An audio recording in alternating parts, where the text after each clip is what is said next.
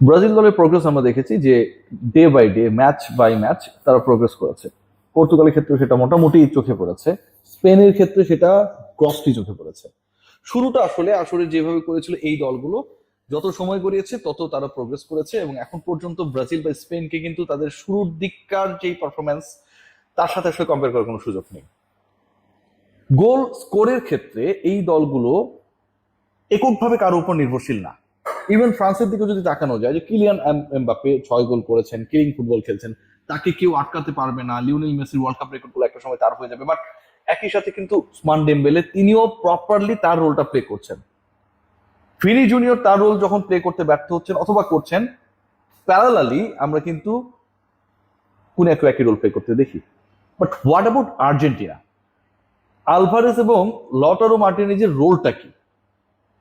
তাদের রোল কি? তাদের রোল কি হওয়া উচিত? তাদের রোল হওয়া উচিত ডেফিনেটলি তারা স্কোর করবে, এবং ওই পজিশনটাই তারা খেলছে, যে ডিফেন্ডার সে ডিফেন্স করবে, মিডফিল্ড প্লে মেক করবে, স্ট্রাইকিং জায়গাটায় যে থাকবে সে গোল করবে। লাস্ট ম্যাচে 3টা গোল হয়েছে, খেয়াল করে দেখবেন, এবং সেই 3 গোলের প্রথমটা লিওনেল মেসি করেছেন।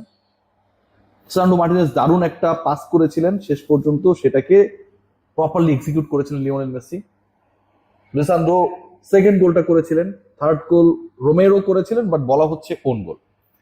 সো এই যে 3টা গোল হলো, 3 গোলের কোথাও কিন্তু আমরা দেখছি না যে ওই স্কোরিং এর ক্ষেত্রে হুলিয়ান আলভারেজ অথবা লটারো মার্টিনেজের কোনো রোল রয়েছে, বরং এই দলের এই দুজনকে সামটাইমস মনে করা হচ্ছে তারা বোঝা।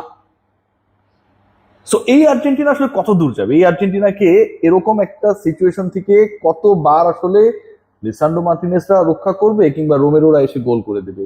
লিওনেল মেসি সবসময় একলা গোল করবে, প্রত্যেক ম্যাচে গোল করবে। চ্যাম্পিয়ন হতে গেলে আরো 4টা ম্যাচে আর্জেন্টিনাকে জিততে হবে, এবং পা হরকানোর কোনো সুযোগ নেই। কেপ ভার্দের বিপক্ষে যে পারফরমেন্স করেছিল সেরকম পারফরমেন্স করলে আসলে পরের রাউন্ড থেকেই মিশরের বিপক্ষে তারা বাদ পড়েও যেতে পারে, সেই সম্ভাবনা যথেষ্ট রয়েছে। সেই জায়গাটাই আসলে আমার কাছে মনে হয় স্কোরিং এর জায়গাটা একটা বিশাল গ্যাপ রয়েছে, এবং লাস্ট ম্যাচে সেটা প্রমাণিত হয়ে গেছে।